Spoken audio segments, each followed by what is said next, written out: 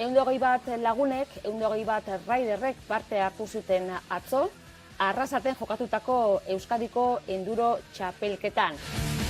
Tramu berriei aurre egiteko gogotsu eta eguraldia lagun, humorez hartu zuten atzoko proba parte hartzaileek. Jetxiera ikusgarrixak, teknikoki zailak, baina parte hartzaileek 100% eman zuten. Irudietan ikusten den moduan, parajeak ere ederrak eta tramu asko berriak. Antolatzaileek ezkutuan azken ordu arte mantendutakoak. Hori izan da, aurtengo lasterketak izan duen nobedetako bat, berrikuntzetako bat. Tramu asko berriak zirela eta tramuak nahiko banatuta zeudela batetik bestera. Hortaz, parte hartzaileek zati handia egin behar zuten oinez bizikletarekin. Kategoria ezberdinak eta aurtengo beste berrikuntza zen pilotuek banan irten beharrean taldeka hasi zutela lasterketa. Lehenengo laukotea goizeko 8etan abiatu zen eta haren atzetik gainerako guztiak kategoria ezberdinetan 21 urte zazpikoak, emakumezkoak eta master 40 eta master 50 kategoriakoak.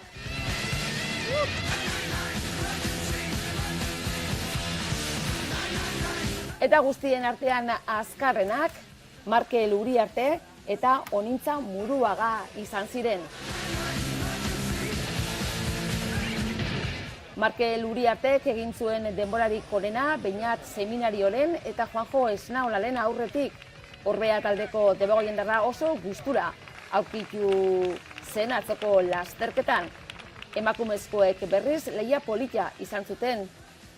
Igaz garaipena eskuratu zuen Onintza Muruagak 4 segunduko aldea atera zion Miriam Serrari eta bigarren urtez igo da podiumeko gorenera. 3. postua Patrizia Tomek lortu zuen.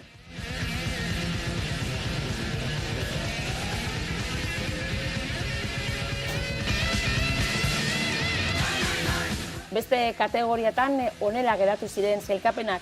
Master 30 kategorian Juanjo Esnaola izan zen onena, Gaizka Juaristi eta Txomin de Vega igo ziren arekin podiumera. Master 40an François de la Bolt, Ibai Korta eta Zigor Urain. Eta 23 urtez azpikoen artean Aritz Ibabe, Julen Urdin eta Julen Urreta.